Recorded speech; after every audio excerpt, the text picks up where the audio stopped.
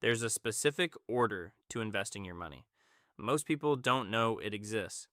They skip straight to the part that feels exciting, picking stocks, watching the market, hunting for the next big thing, while ignoring the steps that would have made them 10 times richer in the long run. The result is predictable. 1 in 3 adults doesn't have an emergency fund. The median amount saved for emergencies is around $500, less than most people's monthly car payment. And yet, the same people are asking whether they should buy individual stocks or crypto. The order matters more than the choice. You can invest in the right things in the wrong order and still end up behind. Or you can invest in boring, average things in the right order and end up significantly ahead of almost everyone you know. This video is the order, 7 steps, done in sequence. None of them are complicated. All of them are skipped by most people. By the end, you'll know exactly where every spare dollar should go and in what priority for the rest of your working life. Imagine building a house. You wouldn't start with the chandelier.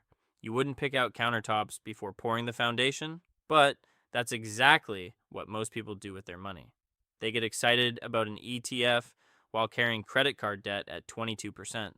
They buy individual stocks while leaving free employer match money on the table. The cost of getting this order wrong is enormous, and it compounds. Every month spent investing while ignoring high interest debt is a month that debt grows faster than any reasonable return. Every month spent on taxable accounts while ignoring tax advantage ones is money handed straight to the tax authority. Every month skipping employer match is free money walking out the door. And once that month is over, it's gone for good. You don't get to catch up later. So here's the order. Step by step, don't skip ahead. Before any money goes into investments, there needs to be a small emergency fund, not the full 3 to 6 months of expenses everyone talks about. That comes later. Just enough to absorb the first unexpected hit life throws. The reason this comes first isn't really about emergencies. It's about psychology. Without a small buffer, the first car repair or medical bill becomes a forced sale of investments at the worst possible time, or worse, new credit card debt that undoes months of progress.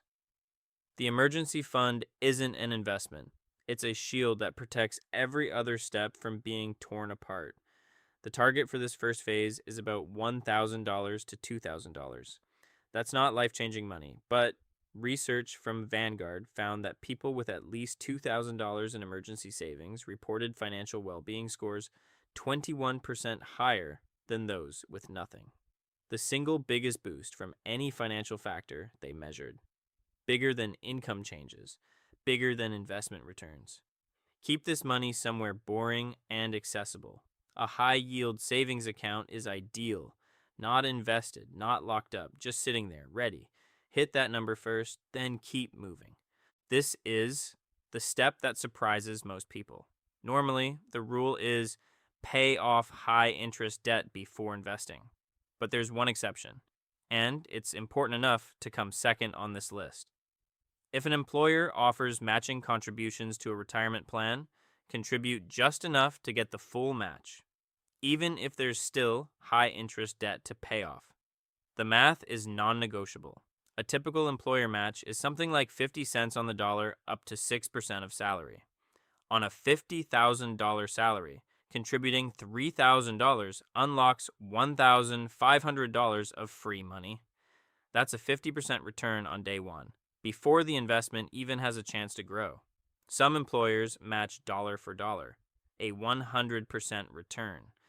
Nothing else in personal finance offers a guaranteed return that large, not even paying off a 22% credit card.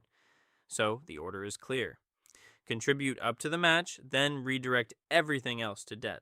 Don't max out the retirement account yet. Just get the free money on the table. One thing to check: vesting schedules. Some companies require staying for a few years before the matched money is fully owned. If a job change is likely in the next year or two, this matters. But even with vesting, the match is almost always worth taking. Partial ownership of free money is still better than no money at all. After the match is locked in every spare dollar goes toward high interest debt.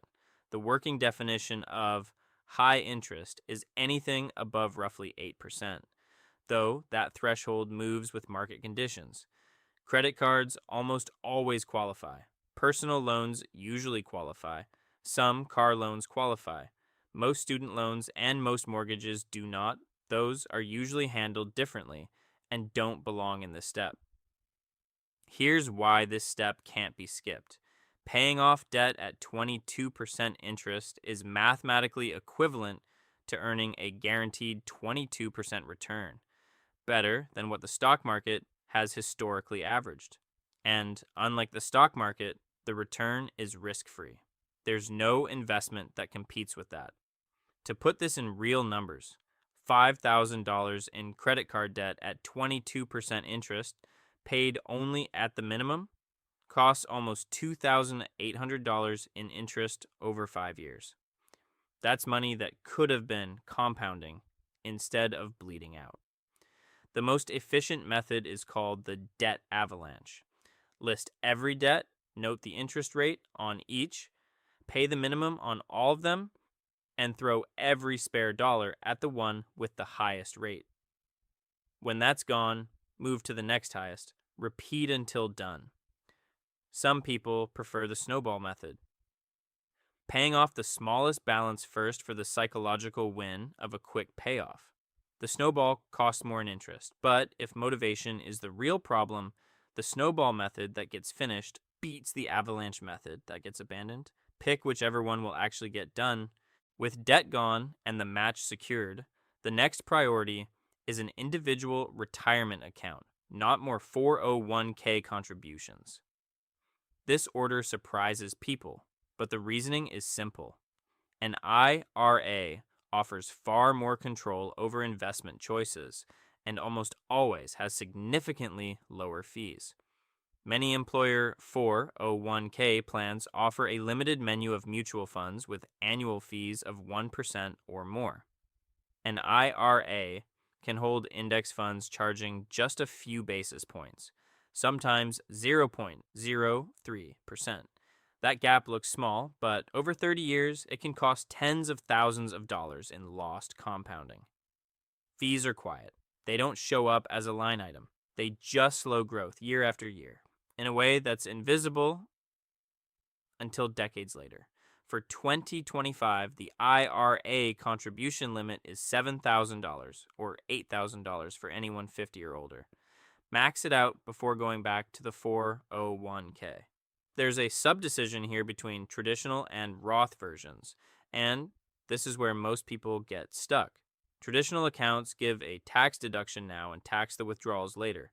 Roth accounts pay tax now, and the withdrawals come out tax-free. The general rule: if currently in a low tax bracket and likely to be in a higher one later, choose Roth. If currently in a high bracket and likely to drop later, choose traditional. The problem is that predicting future tax rates is essentially impossible. So, here's the practical version of the rule. Anyone early in their career and likely in their lowest earning years should probably lean Roth. Tax rates almost certainly aren't going down over a 30-year horizon. Anyone in peak earning years with a high marginal rate should probably lean traditional. The deduction is more valuable now than later. When genuinely unsure, splitting contributions between both creates what's called tax diversification. It hedges the bet and leaves future flexibility. For most people in their 20s and 30s, this split is the safest call. This is the step almost nobody talks about. And it's one of the most powerful accounts available for the people eligible for it. A health savings account is only available alongside a high deductible health plan, so it doesn't fit everyone. But for those who qualify, it's the only account that offers 3 tax benefits at once. Contributions reduce taxable income now, like a traditional retirement account. The money grows tax-free, like any retirement account.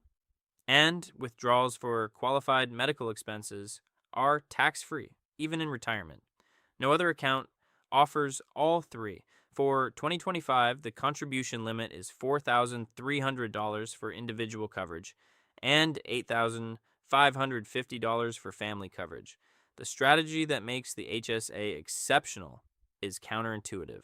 Pay for current medical bills out of pocket if possible, and let the HSA stay invested. Keep the receipts. There's no time limit on reimbursing yourself, so a doctor's visit paid out of pocket today can be reimbursed from the HSA decades later, tax-free, with all the compound growth in between.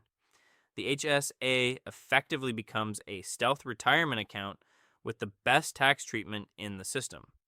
To make this concrete, maxing out HSA contributions for 30 years at a 7% return produces a balance of over $400,000, entirely tax-free for medical use. Given that the average retired couple spends over $300,000 on healthcare and retirement, the HSA can essentially erase one of the biggest line items in a retirement budget. After age 65, the account becomes more flexible. Withdrawals for non-medical purposes are allowed and taxed like a traditional IRA. So, even if medical expenses don't fully use up the balance, the money isn't trapped. With the IRA maxed and the HSA in play, it's time to go back to the 401k and push contributions beyond the match. The 2025 limit is $23,500 for most people, $31,000 for those 50 or older. At this point, the picture changes. Between an IRA, an HSA, and a maxed 401k, the total amount sheltered from current taxation each year can exceed $35,000, and that's before any catch-up contributions. Over a 30-year career, the compounding effect of avoiding annual tax drag on that much money is staggering. Here's a reality check, though. Most people never reach this step. The average savings rate in the country is around 6% of income, usually not even enough to fully max out the employer match and an IRA, let alone everything else. Working through this entire sequence puts someone in roughly the top 5% of savers nationally. That isn't said to discourage anyone. It's said because reaching step 6 is genuinely uncommon, and the people who do reach it almost never realize how far ahead they are. The work is invisible from the outside. The results take 20 years to show up. The final step is the one most people want to start with: a regular taxable brokerage account. No contribution limits, no withdrawal restrictions, full flexibility. The reason this comes last is tax drag. Every dividend gets taxed in the year it's received. Every sale at a gain gets taxed. Over decades, this turns into a silent erosion of returns. To make this concrete, $10,000 invested annually for 30 years at a 7% return inside a tax advantage account ends up around $944,000. The same money in a taxable account, paying ongoing taxes on dividends and gains, ends up closer to $700,000. That's nearly $250,000 lost to taxes alone. Not because the investments were worse, but because the wrapper was worse. But taxable accounts become valuable once everything else is maxed. They offer total flexibility. They're the only accounts that can be touched at any age without penalty. A house down payment in 5 years? Possible. Early retirement before retirement accounts unlock? Taxable accounts bridge the gap. Money intended to pass to family. Taxable accounts can receive a step up in cost basis at death, which can wipe out capital gains taxes entirely. The point isn't to avoid taxable accounts. It's to make sure they're the last layer of the wealth stack, not the first. Built on top of everything else, they're powerful. Built before everything else, they leak money in a way that compounds against the saver for a lifetime. So, back to the question at the start. Why do most people invest in the wrong order? Because the right order is boring. The first step is a small savings account. The second is paperwork to claim free money. The third is paying down a balance that nobody else sees. None of it makes for a good story at dinner. None of it feels like investing. But this is what actually builds wealth. Emergency fund, employer match, eliminate high interest debt, max the IRA, use the HSA, max the 401k, then and only then taxable accounts.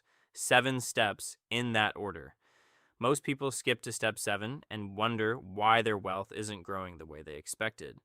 The people who follow the order rarely talk about it because by the time it's working, it doesn't feel exciting. It just feels inevitable. There's one more thing worth knowing. This order isn't a one-time setup. It's a yearly check. Every January, the limits reset. The IRA can be filled again. The 401k starts over. The match needs to be captured again. The whole sequence runs annually for the rest of a working life. The reward isn't a single big win. It's 30 years of the same boring steps, done in the same boring order, producing a result that looks impossible from the outside and unsurprising from the inside. The next video in this series goes deeper on step 4, how to actually choose between a traditional and Roth IRA and what to put inside it once it's open. Subscribe if you want to see that one when it's ready.